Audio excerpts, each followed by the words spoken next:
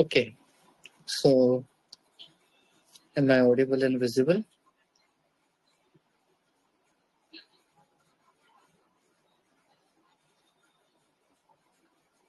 Yes.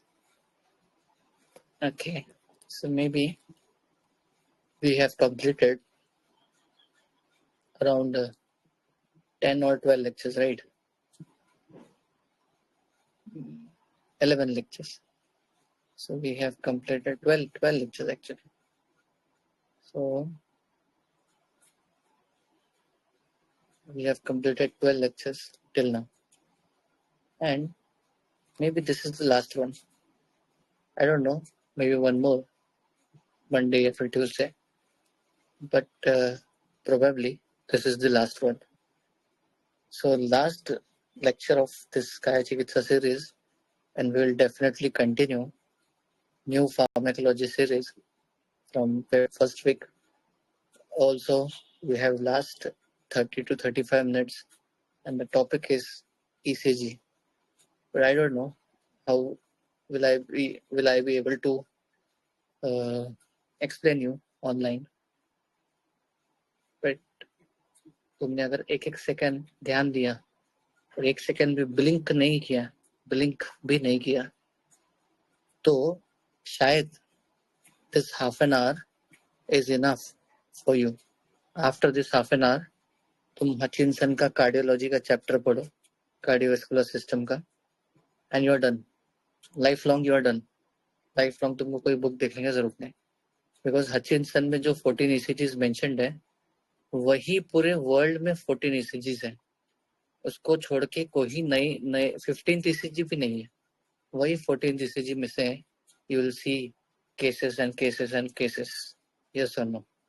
So we can begin with the lecture, or we should wait for one more minute because 104 ना.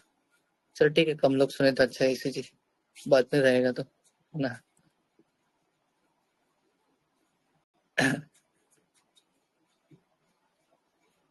So we can begin with the lecture, right? 110 people.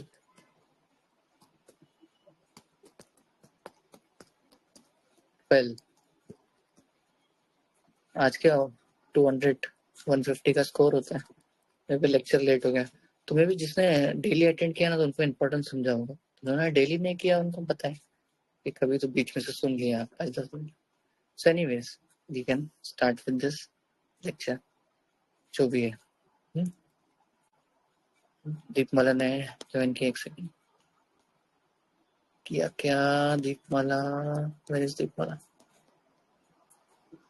Deepu किधर? किया है क्या?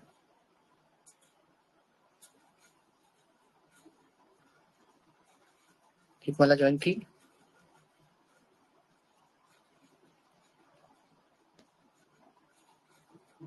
एक second.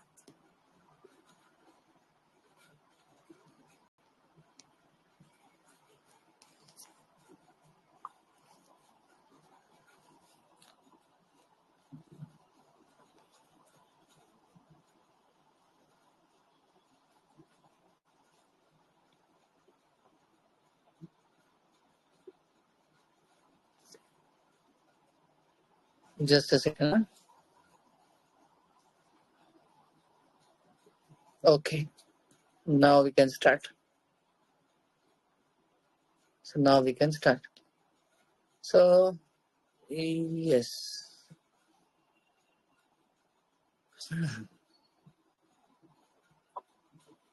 Back camera कैसे होता है इसमें?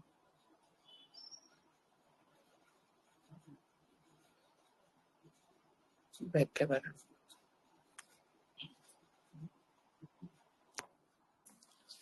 So I hope the screen is visible. If not clearly, it will be visible in some time. Don't worry. So basically, we will be studying ECG for just 35 minutes, and we will be learning around 14 to 15 ECG patterns. So this lecture is all about ECG patterns. तुम लोग इस पे stress मत दो कि हमको ये ECG क्यों आया, मतलब ये ECG कैसे आया. तो उस पर पता करना है तो तुम बाद में बुक में पढ़ लेना, लेकिन ये ईसीजी पैटर्न्स को समझने के लिए ये बेस्ट लेक्चर है। So understand this. So you all know कि तुम्हारे पास कोई अगर हार्ट या फिर कार्डियक डिसीज का पेशेंट आता है तो दो चीज के लिए आता है, एक तो कोरोनरी आर्टरी डिसीज के लिए आएगा या फिर अर्जिमिया रिलेटेड थिंग के लिए आएगा। तो for example if he is having coronary artery disease और ही इज हैविंग अर्जिमिया, ये दोनों चीजों के लिए ईसीजी बहुत ज्यादा इंपॉर्टेंट है। अगर दोनों में से मुझे अगर एक चूज करना है कि किस में ईसीजी ज्यादा इंपॉर्टेंट है तो वो सेकंड वाला है, अर्जिमिया।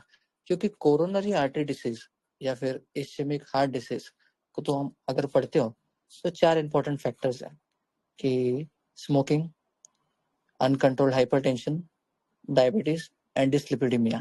These are the 4 precipitating factors जिसके वजह से कोरोनरी आर्टरी के अंदर there is atheroma and which is not allowing blood to the heart. Suppose there is 100 ml passing without atheroma. So with coronary artery का atheroma, there is passage of 40-50 ml of blood. So there is ischemia. Okay. So because of this, there is ischemia. So ischemic heart disease. So this is nothing but ischemic heart disease. So we'll move ahead. क्या होता है? तो अगर suppose तुम्हारे पास ऐसा कोई patient है जो कि 50 ईयर है, उसको चेस्ट पेन हो रहा है। अभी हार्ट में तुम चेस्ट पेन का बात करोगे नहीं तो किधर करोगे? चलो उसको कार्डियक चेस्ट पेन हो रहा है, ना उसको जीआईटी रिलेटेड चेस्ट पेन है, ना उसको निमोनिया रिलेटेड चेस्ट पेन है, ना उसको हर्पिस रिलेटेड चेस्ट पेन है, बट टिपिकली उसको कार्डियक चेस्ट पेन है। How will you know it is cardiac chest pain? तो understand this, if he can pinpoint the pain it is not cardiac.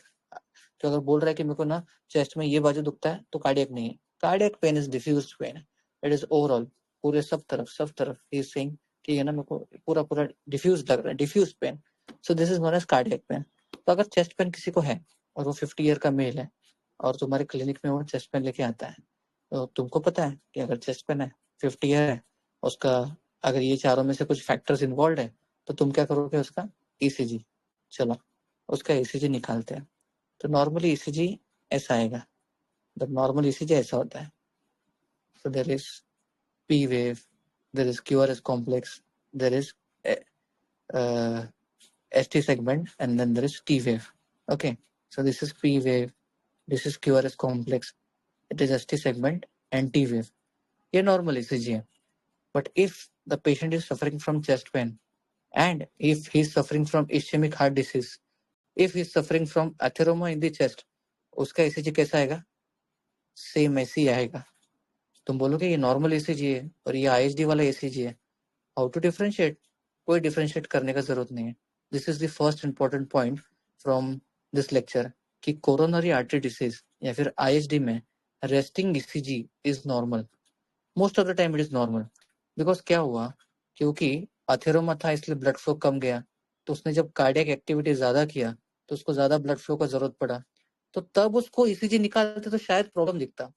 लेकिन अभी तो वो आराम से तुम्हारे क्लिनिक में बैठा है और उधर कॉम्पेंसेटरी मैकेनिज्म ऑलरेडी हो गया है, तो अगर तुम अभी ईसीजी निकालोगे तो obviously resting ECG will be normal. So ISD में या फिर कोरोनरी आर्टरी डिसीज में resting ECG is normal and that is why you will need stress ECG. So stress ECG अगर इसका ऐसा आता है, सपोज ये नॉर्मल ईसीजी और स्ट्रेस ईसीजी उसका ऐसा आता है, सो this is P wave, okay, this is QRS complex and there is depression of ST segment with T wave inversion. Okay, देखो तो ये तो पूरा काया पलट, ये तो उसका उल्टा हो गया, से तो उल्टा हो गया। तो अगर ऐसा पैटर्न अगर है और वो स्ट्रेस ईसीजी का पैटर्न है तो इसका मतलब ऐसा है कि कोरोनरी आर्टरी के अंदर ब्लॉक है। सो this is nothing but myocardial ischaemia, not in fact this is ischaemia. So if anyone ask you कि इस्चीमिया का ईसीजी पैटर्न कैसा होता है, तो बोलने का कि अगर वो कोरोनरी आर्टरी डिसीज का पेशेंट है और रेस्टिंग ईसीजी अगर तुम निकाल रहे हो तो नॉर्मल आएगा, लेकिन अगर स्ट्रेस में ईसीजी निकालोगे और उसका ईसीजी अगर एसटी डिप्रेशन में टी वेव इन्वर्जन आ गया तो it is 100% coronary artery disease. Okay, are you guys understanding this much? चलो, if you are understanding this कि कोरोनरी आर्टरी डिसीज के अंदर उसका ईसीजी एबनॉर्मल आता है, एबनॉर्मल में कैसे एबनॉर्मल कि एसटी डिप्रेशन में टी वेव इन्वर्जन, तो तुम बोलोगे जब ब्लड फ्लो कम था इसलिए टी वेव इन्वर्जन आया, तो अब इसका आगे क्या करना चाहिए? कुछ नहीं, ये जो अथेरोमा है इसको तुम निकाल दो, एक तो तुम क्या करो, स्टेंट डाल दो सीधा सीधा और उसको ब्लड फ्लो रेगुलेट कर दो, यू कैन डू दिस। और यू कैन मैनेज मेडिकली।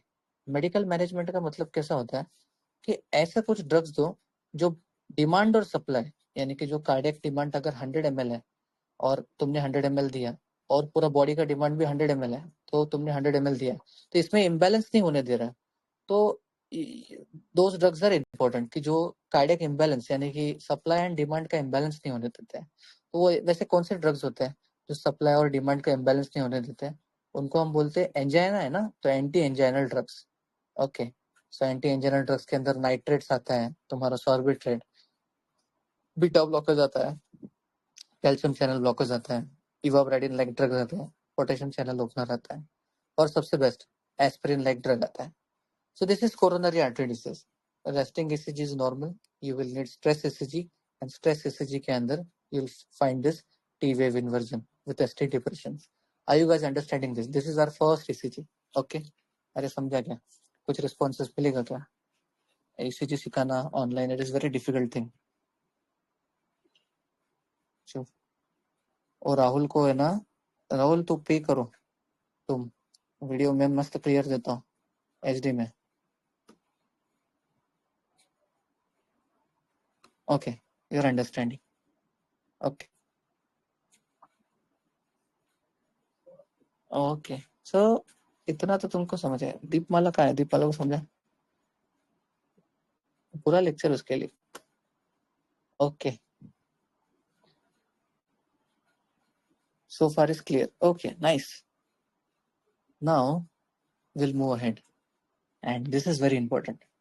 सो अगर तुम बोल रहे हो कि मायोकार्डियल इस्चेमिया का पैटर्न इज दिस, ओके, मतलब कोरोनरी आर्टरी के अंदर अगर ब्लॉक है तो पैटर्न इज दिस, मतलब हार्ट को ब्लड सप्लाई नहीं है। अगर हार्ट को ब्लड सप्लाई नहीं है तो हार्ट पंप कैसे करेगा? तो ऐसा पैटर्न आएगा ईसीजी के अंदर। Understand this. So this is P wave, this is QRS complex, this is there is ST segment depression with T wave inversion. ऐसा है। अभी तुम इतना डीपली मत जाओ, पी क्या होता है, क्यूआरएस क्या होता है, एसटी क्या होता है, टी क्या होता है, बुक से पढ़ो। अपन सब क्लिनिकल बता रहे, clinical point is important. Okay, अगर ये पैटर्न पता है तो एक बार ठीक है, लेकिन अगर तुमको ये पता है कि ईसीजी अगर ऐसा है तो उसको हम बोलते हैं इनफाक्ट। इनफाक्ट अगर ईसीजी के अंदर एसटी एलिवेशन है, ये तो डिप्रेशन था, अगर एलिवेशन है तो उसको हम बोलते हैं एसटी एलिवेशन इनफाक्ट, मायोकार्डियल इनफाक्ट। तो इनफाक्ट के अंदर जनरली हो क्या रहा है पता है क्या?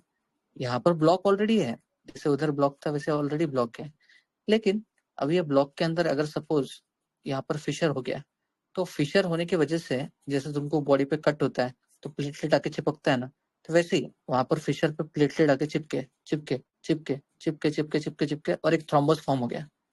And this thrombus is not allowing blood to flow from this artery, and that is why वहां पर जो सेल होगा आगे वाला कार्डियक सेल वो मर जाएगा, डेथ हो जाएगा उसका। क्यों?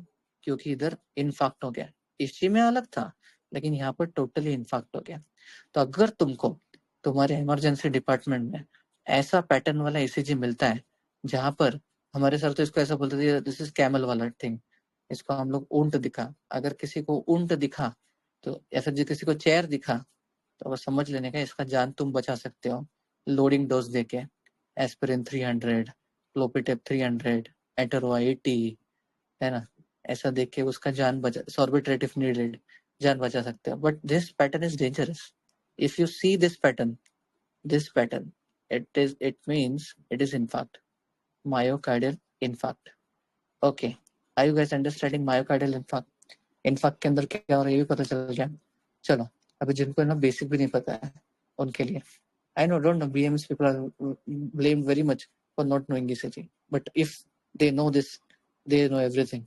Lead 1, lead 2, lead 3, ECG में ऐसे ही रहता है ना, AVR, AVL, AVF, okay, और क्या रहता है? V1, V2, V3, V4, V5 and V6.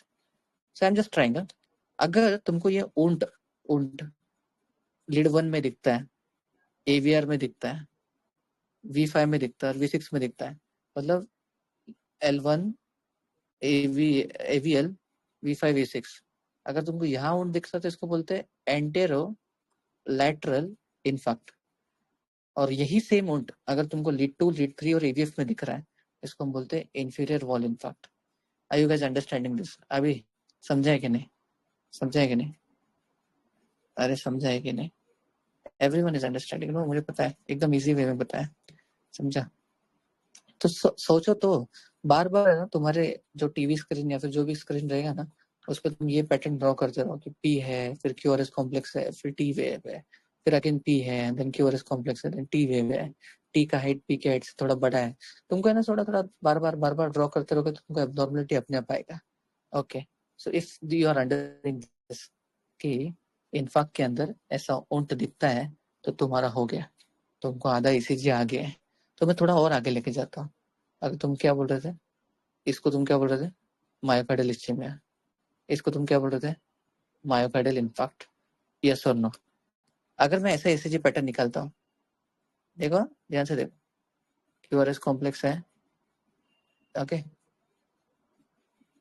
ऐसा ईसीजी पैटर्न निकालता हूँ, तो अगर देखोगे ना तो इधर भी एसटी एलिवेशन ही है, यहाँ पर भी एसटी एलिवेशन है, लेकिन इधर जो है ना वो कॉन्वेक्स एलिवेशन है देखोगे तो, और ये जो एलिवेशन है इट इज कॉन्केव एलिवेशन। तो इधर डिफरेंस आ जाता है। सपोज तुमको कोई ईसीजी के अंदर, लीड 1 के अंदर, लीड 2 के अंदर ऐसा कॉन्केव एलिवेशन दिख रहा है, तो इट इज नॉट इन्फार्क्ट का ईसीजी। ऐसे एलिवेशन मतलब इन्फार्क्ट होता है, agree, but it is not infarct का ईसीजी, इट इज पेरिकार्डाइटिस का ईसीजी, क्योंकि पेरिकार्डाइटिस के अंदर कॉन्केव जो है एसटी एलिवेशन होता है। नथिंग, पेरिकार्डाइटिस किसके वजह से होता है? अभी तो कोरोना की वजह से भी पेरिकार्डाइटिस हो रहा था, कोई autoimmune disorder like rheumatoid arthritis की वजह से भी पेरिकार्डाइटिस होता है। तुम क्लिनिकली भी इजीली डिफरेंशिएट कर सकते हो पेरिकार्डाइटिस को और मायोकार्डियल इन्फार्क्ट को, क्योंकि पेरिकार्डाइटिस में सॉल्व कर रहे हो चेस्ट पेन, हिल रहे हो चेस्ट पेन, सांस ले रहे हो चेस्ट पेन। ऐसा मायोकार्डियल इन्फार्क्ट में होता है क्या? नो। मायोकार्डियल इन्फार्क्ट में central chest pain radiating towards the finger हमेशा होता है क्या? No. But you can easily differentiate pericarditis from myocardial infarct. और ईसीजी वाइज अगर तुमको डिफरेंशिएट करना है तो it is this concave pattern of pericarditis. तो उसका ऐसा पैटर्न नहीं रहेगा कि 1 AVL 5 6 2 3 AVF, ऐसा ऐसा सिस्टर लीड्स पैटर्न नहीं रहेगा। तो लीड 1 में भी दिखेगा, लीड 2 में भी दिखेगा। ये क्या पैटर्न है, 1 में भी दिख रहा है, 2 में भी दिख रहा है, पेरिकार्डाइटिस, पेरिकार्डाइटिस। अरे समझा? एक समझा, 2 हो गया, 3 हो गया, 3 इसी से समझा कर तुमको? अरे हाँ कि ना? अरे समझा कि नहीं? ओके, अरे समझा कि नहीं? हाँ या ना? I know the lecture is quite boring, but थोड़ा सा इंटरेस्टिंग एंड में ही है। अगर तुम एंड तक होल्ड करके रखो तो देयर आर चांसेस कि तुम बड़ा कुछ लेके जाओ फ्री में। Anyways, you know, I am not, तुमको पता है कि मेरे को ईसीजी सिखाना बिल्कुल पसंद नहीं। लीड 1, लीड 2, लीड 3 वाले को क्या कहते हैं सर? क्या? पेरिकार्डाइटिस ना? क्या हुआ धरना? पेरिकार्डाइटिस। ओके ओके ओके, तुमको बताओ, मेरे को ना ईसीजी सिखाना लिटरली पसंद नहीं इतना, बट है ना स्टार्ट में जब मैंने क्लासेस मतलब ऐसे सोचा था कि मेरे को पढ़ाना पसंद है, तो कोई आता ही नहीं था, तो फिर मैंने उनको ईसीजी से अट्रैक्ट किया। तो मैंने ईसीजी इतनी बार पढ़ा है ना कि पढ़ाते पढ़ाते वो बहुत सिंप्लीफाइड हो गया। सो this is most simplified version. अभी नेक्स्ट टाइम मैं जब पढ़ोगे तो और सिंप्लीफाइड हो जाएगा, बट धीरे धीरे I have developed interest in ECG. Otherwise वो रीडिंग तक ठीक है, पढ़ाने में कितना बोरिंग है। When I see people teaching ECG on YouTube, oh my God, they start with P wave. सुनो रे, पी वेव ऐसा दिखता है, फिर बाद में ऐसा दिखता है, फिर ऐसा हुआ तो क्या होगा, ऐसा हुआ तो क्या होगा। So boring. Start directly with infarct, इसको इन्फार्क्ट बोलते हैं। Start directly with myocardial ischaemia, इसको मायोकार्डियल इस्चीमिया बोलते हैं। स्टार्ट डायरेक्टली विद पेरिकार्डाइटिस, इसको पेरिकार्डाइटिस बोलते हैं। Now you are developing interest, yes और नो? हाँ, ए बाबा, मायोकार्डियल इन्फार्क्ट को अपन ना हार्ट अटैक बोलते हैं, ये भी पता होना चाहिए। Acute coronary syndrome, unstable angina, myocardial infarct, ये सब कैसे मिलते जुलते टर्म्स है, ये सुनो। चलो छोड़ो, ये सब तो तुमको आता ही था, इसको सिखाने का क्या बात है। चलो फिर से रिवाइज करते हैं। This is normal ECG, this is infarct का ECG, this is myocardial ischemia, okay, ST depression में T wave inversion, myocardial ischemia. Now what is this? Next pattern है ये 3 होने के बाद, next pattern. Now this pattern is very interesting. क्या बता रहा था मैं? हाँ, ये पी वेव हो गया, ये क्यूरस कॉम्प्लेक्स हो गया। Now see, now see, now see T wave, इतना टॉल टी वेव, ये इतना टॉल टी वेव होता है जब पोटेशियम हाई होता है, when there is hyperkalemia. So pattern 1, 2, 3, 4 understood on. So this is hyperkalemia. So फिर hypokalemia में क्या होगा? कुछ नहीं, टी वेव इन्वर्जन हो जाएगा, एच बराबर रहेगा लेकिन टी वेव इन्वर्जन हो जाएगा, यू वेव प्रोमिनेंट हो जाएगा, और तो और बाद में बता दो यू वेव क्या है। लेकिन हाइपरकेलेमिया में क्या होगा कि there will be this peak T wave, peak T wave. चलो ओके, एक और पैटर्न तुम्हारा हो गया। अभी तुम बोल रहे हो कि पोटेशियम का क्या ही है इतना कि तुम पीक टी वेव के बारे में बता रहे हो। अरे तुम किसी कोई आरएमओ शिफ्ट कर रहा होगा तो उसको पूछो कि पोटेशियम का जो वैल्यू है ना 3.5 से 5.5 चाहिए, लेकिन अगर किसी का 3.4 भी हुआ ना तो दैट आरएमओ का वाट लग जाता है क्योंकि देयर इज हाइपोकैलेमिया। और अगर 5.5 का 5.8 भी हुआ ना वो आरएमओ का वाट लग, because hyperkalemia can cause cardiac arrest, hypokalemia can even cause cardiac arrest. So this is the complication of hypo और hyper, but potassium is dangerous. You should understand the ECG of potassium कि it is peak to T, peak to T. Okay, anyways, तो हर बार तुमको थोड़ी peak to T मिलेगा, कभी कभी एकदम tall T मिल जाएगा, तुम सोचोगे मायोकार्डियल इन्फार्क्ट निकलेगा पोटेशियम, तो ऐसे ही होता है, मेडिसिन इज डायनामिक। एनीवे वो सब तो छोड़ो, चलो तुमको और एक ECG बताता हूँ। अभी ध्यान से सुनो, ये क्या बोल रहा हूँ मैं, ये P वेव है, ठीक है, फिर देन ये QRS कॉम्प्लेक्स है, then there is T wave. Okay, so इसको हम क्या बोलते हैं पता है क्या, ये पी के स्टार्ट से लगा के आर का स्टार्ट, इसको बोलते हैं ना आर एस। एस तो दिखा नहीं, एस तो नीचे होता है ना। देखो एक मिनट तुम्हारे बचपन वाला ECG निकालता हूँ जब तुम 8th स्टैंडर्ड में पढ़ते थे। पी वेव, क्यू नीचे, आर ऊपर, एस नीचे, देन टी वेव।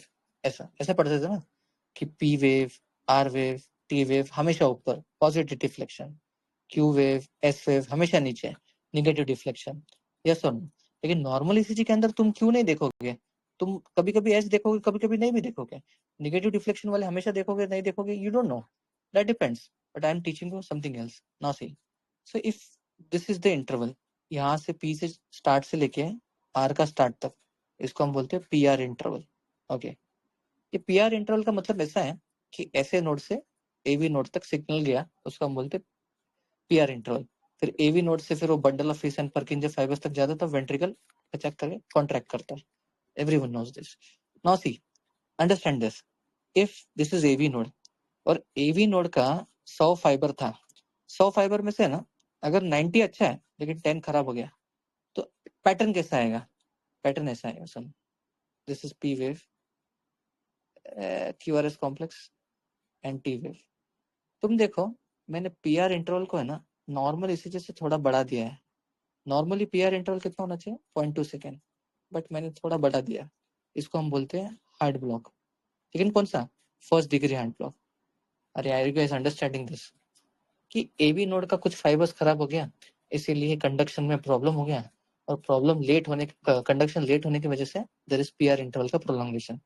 अरे समझा कि नहीं, अरे समझा कि नहीं, चलो I won't wait, I will continue with my lecture. इसको बोलते हैं heart block. Okay, now interesting तो है इन सब कि अगर सपोज एवी नोड का अगर 100 में से 95 बस अच्छा है, 10 खराब हुआ तो फर्स्ट डिग्री, तो अगर सपोज 60 अच्छा है और 40 खराब हो गया तो सेकंड डिग्री, और फिर सपोज 50 खराब हो गया तो सेकंड डिग्री टाइप 2, और अगर 80 खराब हो गया तो थर्ड डिग्री। It depends. अभी मैं तो उसको बहुत सिंपल लैंग्वेज में बोला है कि कंडक्शन कैसे कैसे नहीं होता है क्योंकि फाइबर्स डैमेज होते जाते हैं, इसी वजह से हार्ट ब्लॉक जैसे तुमको डिसीज होगा। But remember this, if PR interval is prolong it is heart block and that is first degree heart block. So those of you don't understand this, please understand this कि ये तुम्हारा बड़ा box of ECG है, ठीक है, उसके अंदर 5 छोटे छोटे बॉक्सेस होते हैं। ओके ओके, तो जब तुम y एक्सिस पे जाते हो ना, ये x एक्सिस है, तो ऐसा y एक्सिस पे जाते हो ना, तो एक बड़ा box is equal to 0.2 second, तो इतना ही तुम्हारा पी वेव होना चाहिए, पी आर इंटरवल होना चाहिए लिटरली। बट अगर सपोज बढ़ गया है 0.2 से ज्यादा हो गया तो उसको बोलते हैं हम लोग हार्ट ब्लॉक, हार्ट ब्लॉक। जाने दो, कुछ समझा कि नहीं, I don't know, but I will tell you something very different. Okay, if you are understanding this तो understand this also. So this is okay, QRS complex, there is T wave, there is P wave, there is QRS complex again, there is T wave. This is normal ECG. अगर ECG ऐसा हुआ तो अगर QRS complex के अंदर मैं ऐसा उसको फोड़ दूं, ऐसा करो, ऐसा करो, ऐसा करो, फिर T निकालो, फिर P निकालो, फिर QRS कॉम्प्लेक्स को फिर से ऐसा फोड़ दो, फिर T निकालो, ऐसा करो तो इसको बोलते हैं bundle branch block. Basically nothing but right bundle और लेफ्ट बंडल ब्रांच ब्लॉक. तो if you see in heart, अगर हार्ट में तुम देखते हो ना, तो है ना राइट बंडल एकदम थिन है, ऐसा थिन है, लेकिन left bundle is thick. Because left bundle अगर उसको कॉन्ट्रैक्ट करते हो तो बॉडी को ब्लड मिलता है ना. ये left left left left ventricle is very important. You understand this. That is why left bundle is very thick, very thick. अगर राइट बंडल ब्रांच ब्लॉक अगर होता भी है तो no treatment, it is normal, don't pay attention. Sometimes it can be abnormal, but अगर left bundle branch block अगर होता है तो इट इज प्रॉब्लम. तो how will you recognise left bundle branch block? This is normal QRS complex, and if you get notched QRS complex, or if you get 3 points related to QRS complex, R, S, R dash, ऐसा कुछ pattern तुमको मिलता है तो understand this is bundle branch block. But how will you understand it is left bundle और right bundle? So please note this. अगर V1 V2 में अगर M दिख रहा है तुमको तो it is right bundle branch block. V4 से V6 में अगर तुमको M दिख रहा है तो it is left bundle branch block. बस खत्म. अगर V4 V6 में दिख रहा है तो L1 में भी दिखेगा. इतना तो पता होना चाहिए. L1 AVL V5 V6 goes hand in hand. So understand this. Okay, everyone is getting this. Bundle branch block सबको समझा, हार्ट ब्लॉक सबको समझा, बंडल ब्रांच ब्लॉक सबको समझा. अरे समझा कि नहीं, समझा कि नहीं? अरे हाँ कि ना, ना कि हाँ. कितने लोग हैं? 151. कम से कम 50 तो रिस्पॉन्स आने चाहिए. आधे लोग क्या कर रहे हैं? आधे लोग रिकॉर्डिंग में बिजी है क्या? डोंट वरी, इससे बेटर लेक्चर दे दूंगा बाद में. Okay okay okay okay. So if you have understood bundle branch block, heart block, फिर तुमको मायोकार्डियल इंफार्क्ट, मतलब 5-6 पैटर्न तो अभी हो गए. तो और थोड़ा डीप लेके जाते हैं और तुमको और थोड़ा सा ज्यादा सिखाता हूँ. सो अगर तुम ECG देखोगे ना, ECG देखोगे ना तो नॉर्मली P वेव ऐसा होता है. ओके, ऐसे जस्ट लाइक योर बेली, बड़ा हुआ पेट अगर देखोगे तो ऐसा P वेव होता है. P वेव को तुम ऐसा देख लो ना, ओ प्रॉब्लम. या फिर P वेव को तुम ऐसा देख लो ना, again problem. So this notched P wave is right atrial enlargement, and this peaked P wave is right atrial enlargement, and this notched P wave is left atrial enlargement. Enlargement के बारे में बाद में बताता हूँ, लेकिन enlargement इतना ध्यान में रखो. अगर तुमको इतना समझ गया तो ये भी समझना चाहिए. So अगर सपोज तुम्हारा ये हार्ट है, ओके, ये राइट एट्रियम, ये लेफ्ट एट्रियम, ये राइट वेंट्रिकल, ये लेफ्ट वेंट्रिकल है, और लेफ्ट वेंट्रिकल का ये जो वाल्व है ना एओर्टा का, कार्डियक साइकिल सबको पता है ना, कि रिपीट करो. राइट एट्रियम से राइट वेंट्रिकल, फिर बाद में पल्मोनरी आर्टरी, फिर बाद में pulmonary veins, left atrium, left ventricle, फिर टू द बॉडी. ये एवरीवन नोस, ये सब बचपन से पढ़ रहे हैं. अगर नहीं पता है तो फिर थोड़ा रो तुम्हारे इस पे. तो एओर्टा है सपोज ये. Okay, so this aorta is having stenosis, कि यहाँ से अभी ब्लड नहीं जा सकता. अगर किसी कारण की वजह से आप स्टेनोसिस हो गया तो अगर even if left ventricle is pumping तो ब्लड तो आगे नहीं जा रहा है, नहीं जा रहा है ना, क्योंकि पंप कर रहा है. तो फिर वो in this action of pumping वो क्या करेगा, हाइपोट्रोफिड हो जाएगा पूरा. इवन जोर लगा रहा हो लेकिन ब्लड आगे नहीं जा रहा है, तो दिस लेफ्ट वेंट्रिकल गेट्स हाइपोट्रोफिड. तो वो ECG में कैसे दिखता है? तो ध्यान से सुनो.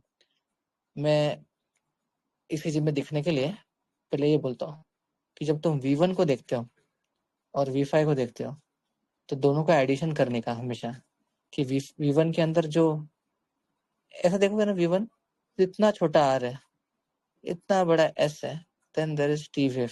ओके, R इज वेरी छोटा इन V1. V5 में ऑलमोस्ट बड़ा रहता है R, क्योंकि प्रोग्रेसिवली वो बढ़ते जाता है.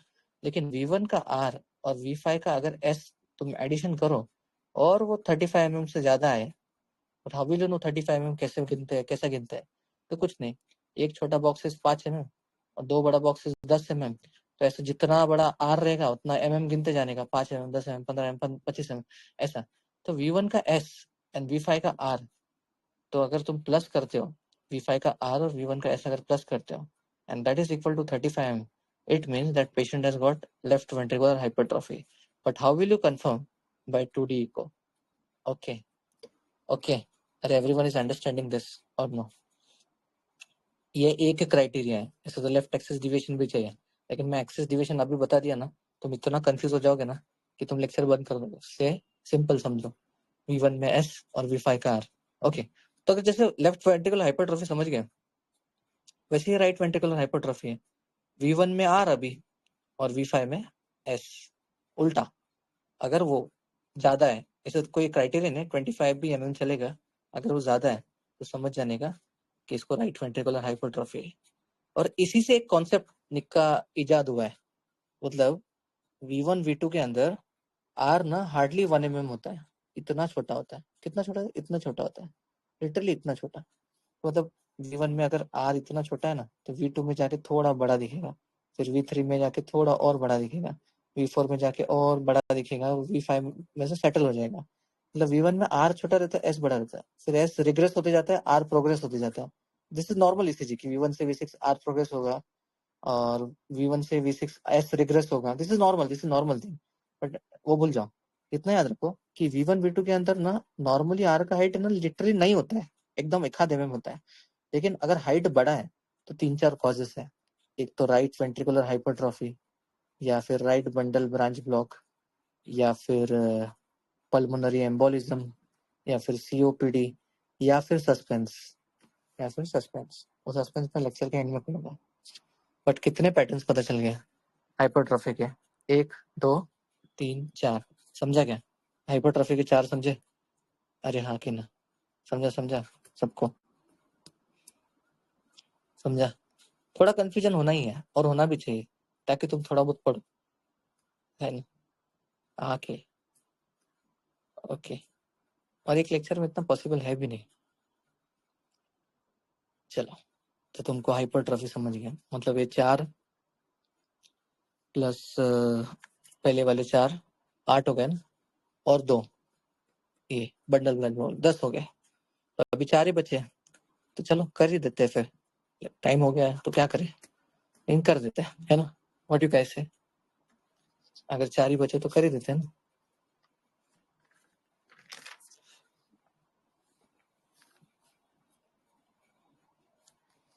अब इतना सब बता दिए हो मालिक, तो एक दो और पॉइंट बता दो, बोलो, है ना? चलो ठीक है, बता ही देता हूँ। एनीवेज, सो नॉर्मल इसी जाएगी ना, QRS complex, ST segment, P wave, QRS complex, ST segment, D wave. तुम देखो, मैंने ना इक्वल डिस्टेंस निकाला, चलो तुमको और थोड़ा सा कन्विंस करने के लिए मैं इक्वल डिस्टेंस कर देता हूँ इसको। P wave again, QRS complex, then T wave. See, R to R is equal distance. Equal distance, equal distance. Yes or no? इसको बोलते हैं रिदम। क्या रिदम है? एक नंबर, एक साथ खड़े हैं, ऐसा लाइन में खड़े हैं। यू सी एक क्या रिदम है? रिदम ही करते हैं लोग, कुछ लोग ऐसे रिदम ही करते हैं। बट कुछ लोगों का रिदम बिगड़ जाता है, तो वो थोड़ा रिदमिक नहीं रहेंगे।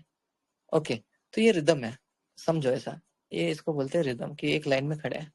बट अगर मैं ऐसा करूँ तो पी निकालो, क्यूआरएस कॉम्प्लेक्स निकालो, टी निकालो, फिर बाद में पी निकालो, क्यूआरएस कॉम्प्लेक्स निकालो, टी निकालो, फिर बाद में जाके पी निकालो, क्यूआरएस कॉम्प्लेक्स निकालो, टी निकालो। तो ये तो बराबर है, लेकिन ये दूर क्यों गया? तो इधर रिदम बिगड़ गया। यस सर ना, इसको बोलते हैं अरिदम। अरिदम। ओके, चलो ठीक है, ये तो भूल जाओ, इतना तो हमको याद है या फिर पता है। तो जब हम लोग ईसीजी देखते हैं ना, तो क्यूआरएस कॉम्प्लेक्स है, टी वेव है, then there is QRS complex, there is T wave. तो अगर देखते हो ना, तो ये इसके बीच में का जो डिस्टेंस है ना, इससे हम लोग हार्ट रेट फाइंड आउट कर सकते हैं। लाइक इसके बीच में जितना भी बड़ा बॉक्सेस है, सपोज 3 बड़ा बॉक्स है, तो हम लोग क्या करते हैं, 300 is constant number divided by जितना बड़ा बॉक्सेस है। तो इधर 3 बड़ा बॉक्सेस है, 3, तो इसका 100 हार्ट रेट है। इसमें तो लिख के आता है ईसीजी पेपर के ऊपर, लेकिन तुमको कन्विंस करने के लिए मैं सिखा रहा हूँ कि इसका हार्ट रेट 100 है। तो उसी से 2 ईसीजी तुम सीख सकते हो। Suppose this is ECG QRS complex, then आराम से क्यूआरएस कॉम्प्लेक्स आ रहा है ना? फिर again then there is P, then again QRS complex आ रहा है। तो इतना अगर डिस्टेंस है, इतना अगर ब्रैडीकार्डिया है तो ऑब्वियसली उसका हार्ट रेट अगर 1 2 3 4 5 बॉक्सेस होगा तो 300 डिवाइडेड बाय 5 करो, मेरे को तो आता नहीं है, 5 6 ओके 60 हार्ट रेट है उसका, तो obviously is bradycardia. This is sinus bradycardia. Why I am telling sinus, क्योंकि यहाँ पर पी वेव है, जो भी रिदम रिदम साइनस नोड मतलब ऐसे नोड से आती है तो उसको हम लोग बोलते हैं साइनस रिदम, तो इसको साइनस ब्रैडीकार्डिया हो गया। अब इसका क्या क्या कॉजेस हो सकता है, चलो साइनस ब्रैडीकार्डिया का कॉज सम ड्रग्स हो सकता है, हाइपोथायराइडिज्म हो सकता है, एंटेरिक फीवर हो सकता है, कुछ भी हो सकता है। एवरीवन नो साइनस ब्रैडीकार्डिया क्या है। लेकिन सपोज इफ मैं ऐसा निकालू इसी तो QRS complex T wave P wave QRS complex T wave, फिर आगे है ना पी वेव क्यूआरएस कॉम्प्लेक्स एकदम पास पास पास पास, तो इसको बोलते हैं साइनस अगेन बट टैकीकार्डिया। तो इसमें ये किधर किधर आएगा, ये फीवर में आएगा, हाइपरथायराइडिज्म में आएगा, फिजियोलॉजिकली भी अगर तुमने किसी को देख लिया जो तुम्हारा मन पसंदीदा इंसान हो तो फिजियोलॉजिकली भी तुम्हारा heart rate will be fast, तो that's sinus tachycardia. Sinus tachycardia ये सब। तो साइनस और bradycardia and tachycardia is very easy to deal. But अगर मैं तुमको ऐसा बोलूं ये P QRS complex T, P QRS complex T, अब छोड़ो, अब याद रखो मैंने ऐसा ना क्यूआरएस कॉम्प्लेक्स निकाला, टी निकाला, क्यूआरएस कॉम्प्लेक्स टी निकाला, फास्ट एकदम फास्ट फास्ट, सब इक्वल डिस्टेंस है, लेकिन है ना यहाँ पर पी और टी मिक्स हो गया है। यस और नो, ये तो साइनस टैकीकार्डिया नहीं है, क्योंकि टैकीकार्डिया में हमको पी और टी डिफरेंशिएट करने होता है। फास्ट रहता है रिदम, आई एग्री, बट इतना फास्ट नहीं रहता कि पी और टी मिक्स हो जाए। यस और नो, तो इसी को हम बोलते हैं supraventricular tachycardia. Nothing but tachycardia above the ventricles, it is from the atria. Supraventricular tachycardia nothing, कुछ नहीं, इट इज मस्ती मस्ती ऑफ हार्ट कि अचानक से है ना लब दब लब दब था लब दब दब दब दब दब दब फास्ट। जैसे मेरे पास हमेशा एक किस्सा होता है बताने के लिए। मेरा एक दोस्त है ऋषिकेश, वो Sai Baba cardiac heart centre में काम कर रहा था। कोमल माइट बी नोइंग क्योंकि वो नासिक की है, तो it is the best cardiac centre may be in Nashik. तो वहां पर वो काम कर रहा था, वहां पे एक आरएम होते हैं, तो उन्होंने उनकी एक लड़की के साथ रेस लगाई, रेस हो गई, वो हार गए रेस जानबूझ के। ऐसा थोड़ी अच्छा लगता है कि तुम जीत जाओ ऐसा, हाँ हार गए वापस। तो वो हार गए रेस और बैठे नीचे, बैठे तो उनका है ना हार्ट रेट ही नॉर्मलाइज नहीं हो रहा है। फिर उन्होंने उनका पल्स चेक किया तो पता चला उसका पल्स वाज अराउंड 140 150। तो भागते आए, तो हॉस्पिटल में जैसे आए बोले सर आज के अभी किधर, तो वो बोलते नहीं नहीं मेरा ड्यूटी तो रात को, लेकिन मेरे को अभी देखो क्या हुआ, क्या हो गया तुमको। तो जैसे ही ईसीजी निकाला, ईसीजी ऐसा था QRS complex T, QRS complex T, fast fast fast fast fast, supraventricular tachycardia. Nothing मस्ती ऑफ हार्ट, कोई तो एब्नॉर्मल पाथवे से ना कंडक्ट हुआ है लेकिन फास्ट कंडक्ट हो रहा है, फास्ट कंडक्ट हो रहा है, this supraventricular tachycardia and it is not that dangerous. अगर तुम्हारे पास सुप्रावेंट्रिकुलर टैकीकार्डिया कोई पेशेंट आ भी जाए ना तो adenosine is the drug of choice, it is the treatment.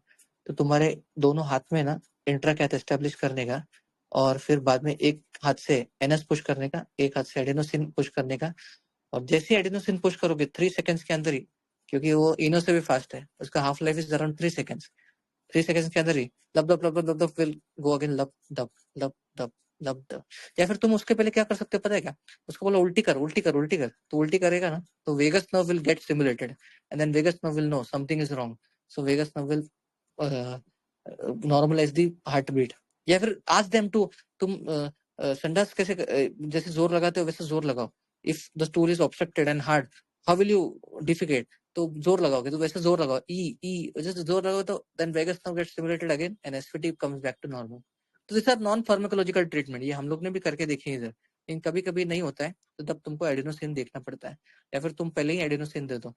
Yes sir, adenosine से सीवियर ब्रोंको कंस्ट्रक्शन होता है, ये भी ध्यान रखना।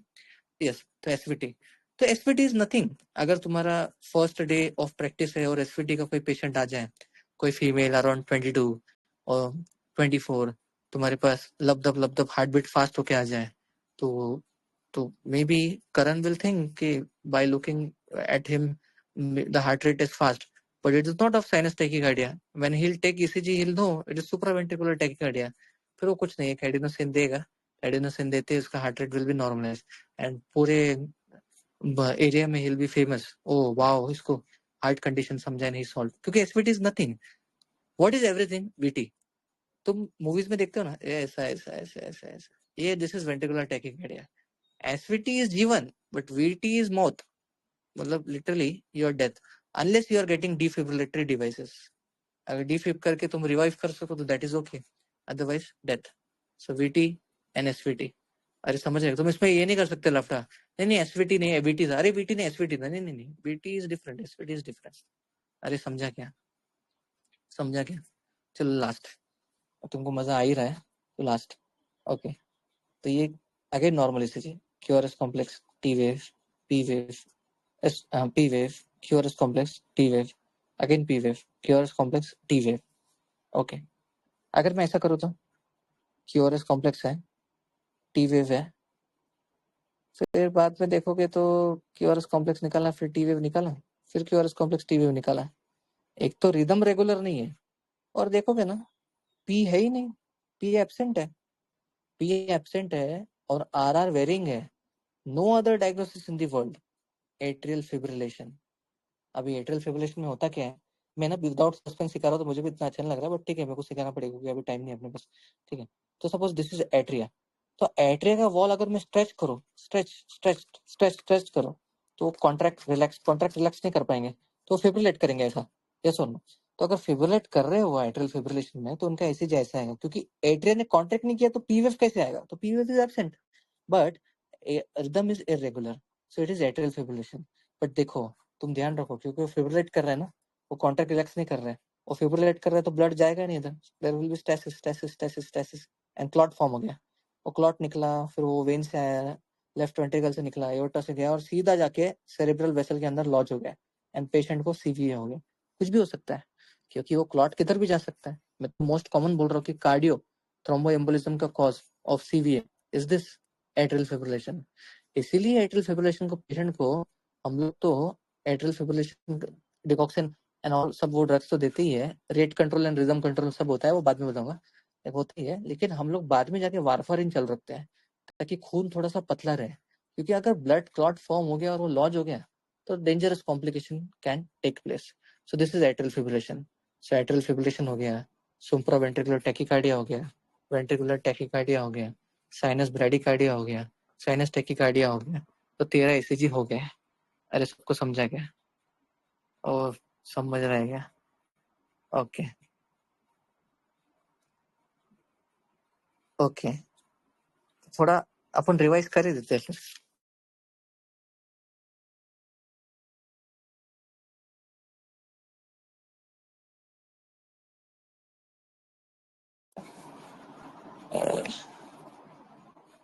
अपन थोड़ा सा रिवाइज कर ही देते हैं.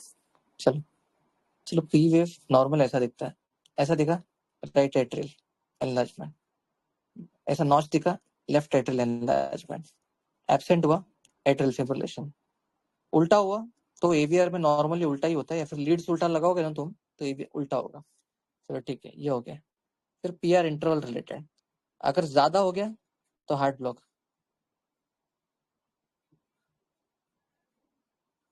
ओके, और अगर कम हो गया तो इसको बोलते हैं WPW, Wolff Parkinson Wolff syndrome. चलो ठीक है. क्यूआरएस कॉम्प्लेक्स नॉर्मली ऐसा होता है, पॉइंट सेकंड ब्रॉड हो गया तो वेंट्रिकुलर टैकीकार्डिया, ऐसे सेगमेंट के बारे में बात करेंगे. एलिवेट हो गया इनफैक्ट, डिप्रेस हो गया इस्चीमिया, लेकिन एक ऐसा इनफैक्ट है जो इस्चीमिया जैसे दिखता है, वो सस्पेंस है. जो और फिर बाद में tall T, peaked T, hyperkalemia, U wave prominent hypokalemia. So this all are findings. But but एक मिनट, बट चलो लेक्चर तो खत्म हो गया, यही तो था शॉर्ट में ECG. Yes sir no. So I hope PG people are attending, तो उनको तो बार बार काम आएगा ही. बहुत सारे पॉइंट डिस्कस करने जैसे हैं, बट एक लेक्चर में बस इतना ही. बहुत सारा कंफ्यूजन भी हुआ रहेगा, and confusion is the first step to clarity, so don't worry. Okay okay, Rahul बोल रहा है how to join paid class, तो दिल पे ले लिया. आएगा आएगा, पेड क्लासेस का भी अपन बात करके फेब में करेंगे. Okay, and maybe this is our last lecture, और मे बी मंडे को एक लास्ट रहेगा, देखते हैं पोर्शन. तो ऐसा मेरे हिसाब से क्या बचा है पढ़ाने का, देखो. एंड 2-3 डिसीजेस है, देखते एक हाथ ले लेंगे या फिर this is the last. So thank you for attending. Maybe 10-12 days free में अटेंड करना, it is very difficult thing to hold like 45 minutes to 1 hour सुनना, इट्स अ डिफिकल्ट थिंग. और ठीक है फिर. और 3 तारीख को जो तद्वित संभाषा में आ रहे हैं, वहाँ पे मेरा लेक्चर है, त्वक रोग निदान एंड चिकित्सा. तगड़ा लेक्चर रहेगा, पहले बोल दे रहा हूँ कि पहले से अपन बोल, बहुत अच्छा लेक्चर रहने वाला है. तो 1.5 hour का ही और पहला ही लेक्चर मेरा है, तो तुम मिस मत करना. अगर आ रहे हो तो आ जाना, और जो आ रहे हैं मुझे बोल देना ताकि फिर पता रहे सेटअप एंड ऑल में. अगर कुछ लैपटॉप वगैरह का मुझे जरूरत पड़ा तो मैं बोलूँगा. You I won't carry from Mumbai. और बाकी तो ठीक है फिर. Good night, all the best, bye.